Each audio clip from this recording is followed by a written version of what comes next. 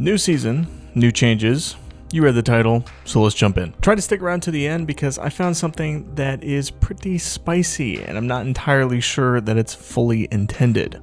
Before we begin, I'm not covering everything. There is a huge list of changes and most of them are pretty small percentage increases or decreases.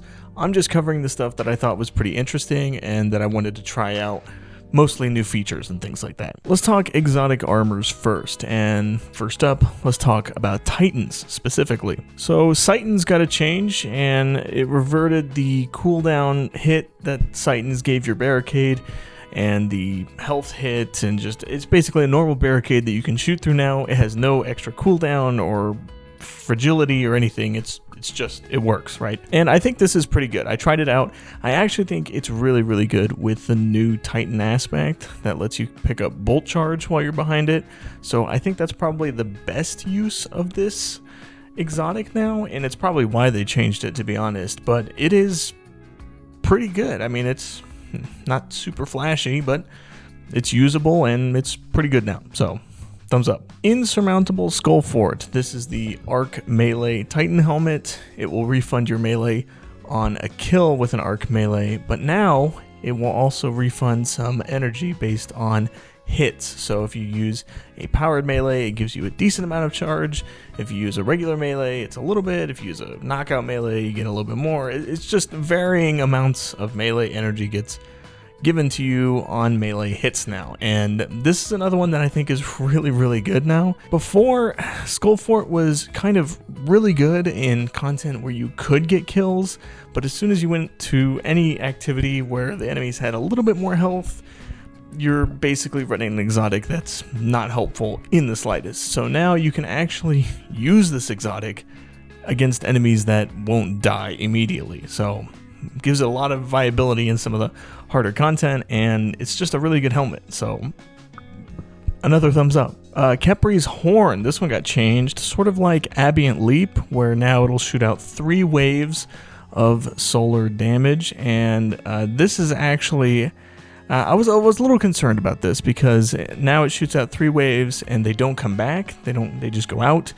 And I was like, maybe, no, in practice, it's way better. It's like not even close. Khepri's is actually super, super good now. Like really, really good and a whole lot of fun. If you can hit one enemy with multiple waves, then you can just ignite them. And it's absolutely amazing. Use Khepri's Horn now. It's been a joke exotic for so long, and now it's like actually really good, which is surprising. And then we have Bear.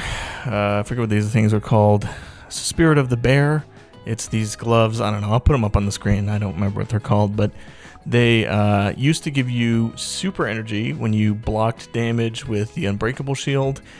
And now it doesn't do that. It gives you grenade energy, which, but the Unbreakable Shield did get some pretty heavy buffs, so this just kind of compounds together. And ultimately, if you block a full bar shield's worth of damage, it'll just refund your entire grenade, and that is pretty sweet. So you can get pretty tanky with this exotic now. I will say the energy is a little inconsistent on the Unbreakable Shield. Now, it's supposed to only use half of your grenade, but I don't find that to be fully true all the time.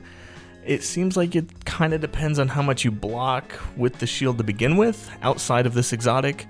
But this exotic basically doubles how much you get back. I don't know. It's really inconsistent. If you've used it, or if you're going to use it, you'll know exactly what I'm talking about. Sometimes it gives you half. Sometimes it gives you all. Sometimes it gives you a quarter. Sometimes you don't get any back, which is just like, I don't know what the problem here is, but most of the time you'll get at least half of your grenade back, probably more. But there are quite a few times where you'll just get the whole grenade back if you block enough damage. So that's another big thumbs up for me. Okay, let's talk about the Warlocks now. There's not a ton here, but we'll talk about it anyway. But there's one good one. I'm not going to talk about it first, though. And instead, we're going to talk about Secant Filaments first. Now, these will give you Devour when you drop an Empowering Rift, which works both on Prismatic and Void. And the added functionality now is that while you have Devour, kills will give you some of your rift energy back. Now, unfortunately, this is not a lot. It still requires quite a few kills. I would say probably 10. It looks like it gives you about 10% of your rift, which, I mean, is good if you like this exotic. It's more good for it, I guess. More good? Is it even, what am I saying? But ultimately, I don't really think secant filaments are worth using. I mean, there's just way easier ways to do exactly this. So I was hoping for more. But no, this is just kind of not very good. Verity's Brow. This is the helmet that gives you damage when you get weapon kills matching your grenade. This will now function like Worm God's Caress on the Titan, where it has this bar. You fill up the bar, and the bar will gradually drain. So instead of losing all of your stacks right away, you're losing them one at a time. So you get a little bit more time with your stacks, which is good. I used it. I still am just not a huge fan of Verities. But if you are a fan of Verities, then you're really going to like this. But I did not, so. Finally, let's talk about the elephant in the room for the Warlocks, Geomags. Geomags are really, really, really, really good now. Like, really good. They are so good. They're absolutely insane. So what they did was they top off your bolt charge when you're sprinting. Whatever. Sometimes you use that, sometimes you don't. But the big thing is they massively increase the amount of super energy you'll get from picking up traces. And keep in mind that Chaos Reach, the laser beam, did just get a pretty hefty damage buff as well. So this is very good. This is very good. You pair this with something like Cold Heart or Delicate Tomb, something that's going to make traces, and you are just laser beaming everything. If you have not used Geomags yet, you have to use Geomags. They are absolutely ludicrously good, and I had to peel myself away from playing my Warlock. They are just so good. I couldn't stop. I had to force myself to stop playing the Warlock, and that is so unlike me. I am not a Warlock guy.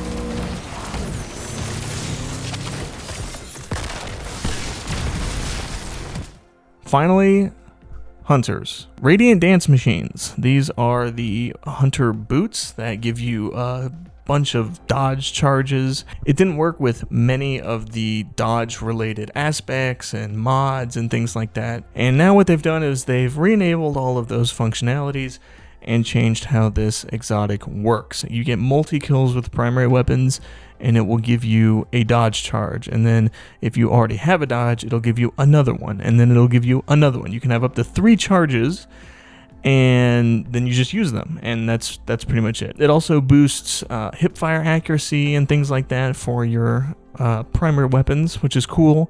It's good for things like last words, stuff like that. Now, these I'm a little torn on because you can't use them like you once did. Before, I would take like an area deny frame, and I would take the marksman's dodge to, get the free reload, and I would just like spread fire everywhere. And you really cannot do that anymore because you have to use a primary weapon in order to get this exotic to do anything. So that is kind of a bummer that you're kind of locked into a certain type of weapon. Of course, it can be any element, so you could, combine it with your subclass and things like that. But ultimately, it is different. It is very nice to have your dodges work with different aspects and fragments and things like that a little bit better. I will say the gear mods don't impress me as much as, say, like the aspects and things like that, where you could get the dodge slam or the ascension or the clone. You can have a bunch of clones sitting around.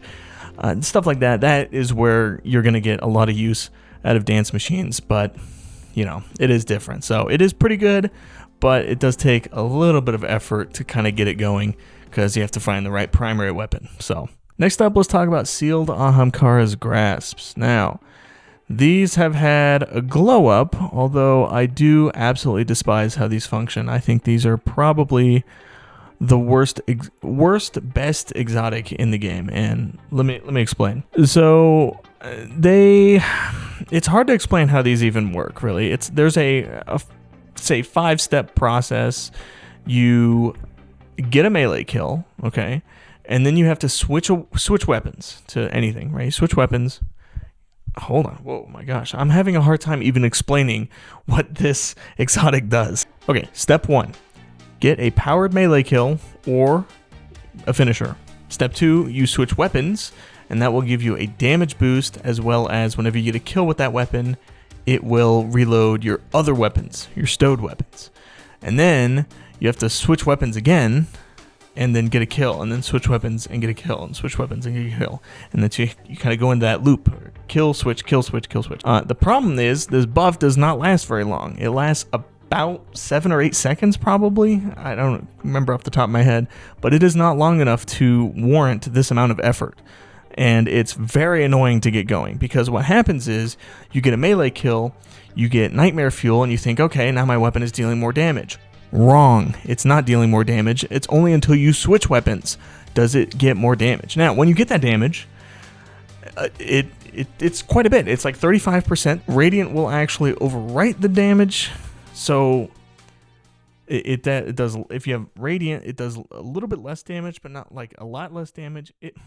This exotic is so frustrating to use. It is terrible, and it doesn't even do what it originally did. It does not reload your weapons when you get a melee hit, which was like actually kind of a little bit sometimes useful in certain scenarios. Now it's way too many steps for like 7 seconds of extra damage, and it's something that you have to constantly keep going. And some people might like it, some people might find use with it, but I just don't. It's just not worth it. Just put some surges on, throw a throwing knife, and get Radiant, and now you have a very similar effect, and you don't have to do anything. You don't have to get a kill, you don't have to switch weapons, you don't have to maintain it. It's just, these are terrible, and I hate them, and I don't know why they changed them to this.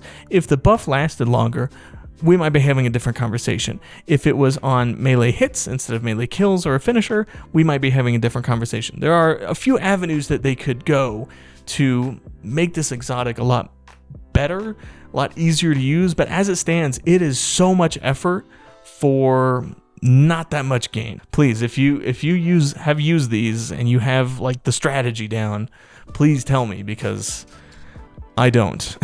I don't have the strategy down at all. Okay, so let's talk about some exotic weapons now, because some of these are pretty cool. So some of these weapons have actually some added functionality. It's not just they deal more damage or whatever. They have like new features, which is really cool. Telesto got quite the glow up. So Telesto works very similarly to how it did, only now it has an extra function. So you get Telesto multi-kills or Void Ability multi-kills, and it will reload Telesto, and it gives you a blip. So once you get 3 of these blips, you reload Telesto 3 times. You'll be able to hold the reload button to switch it into an alternate fire mode, and then when you shoot an enemy, it will create this portal thing, and it'll go up into the sky, and it'll shoot down Telesto bolts, and it does like a lot of damage. It's really, really good. This portal thing is pretty dope. So everybody bust your Telesto out, because this thing's cooking. Queenbreaker has always kind of been very good, but now you can hold reload and switch between the 2 scopes on the fly, and they each have extra functionality now. So the heavy scope, the long range scope, will blind enemies when you hit them, as well as chain lightning to other surrounding enemies, which is actually pretty good. More impressively, I think, is the combat scope, the shorter range scope. This one fires a 3-round burst, and it will start charging faster the more you shoot it, to the point where this thing is almost like a machine gun. Like, no joke, this thing actually does shoot super fast, and it's just really good. Like, Queenbreaker, like, who'd have thought, right? It has a catalyst now too. I don't even know what it does, but it's pretty good without it, I can tell you that much. So definitely keep an eye on this thing. Now, for the reason that you all probably clicked on this video, because this thing was the reason I was able to clickbait you all. And it's actually not clickbait. It is Lord of Wolves, of all things. It is back with a vengeance once again, only this time in PvE, not PvP. So, PvPers, whew, it's okay. Everything's fine. With Lord of Wolves now, you don't have to hold reload to switch between the different modes.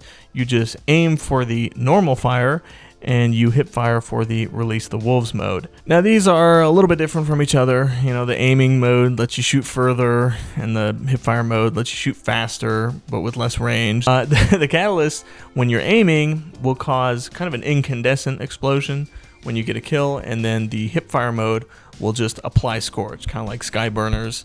It looks like it takes about a full magazine to ignite something, but I was running into an issue where things were just dying way too quickly, and I couldn't figure out exactly how many shots it takes to ignite something. Like even this guy, everybody uses this guy. This guy has a lot of health, right? No, Lord of Wolves just chews through him. I think I was able to get like one ignition off on him, and then every other time he just died.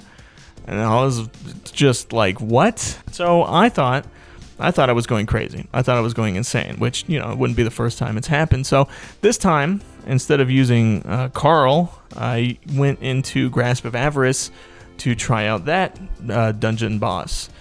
And so I did it, and then I hit 2 million damage for like by not doing much. I wasn't hitting headshots very often. I didn't even use the whole damage phase. I just got killed.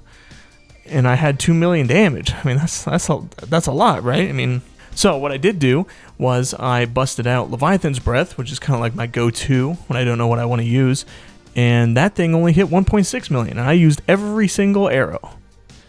So Lord of Wolves is just doing a lot of damage right now. I don't know what that's about. This thing is ridiculous. I don't know how else to put it. I mean, this has to be a glitch, right? I mean, this cannot be intended.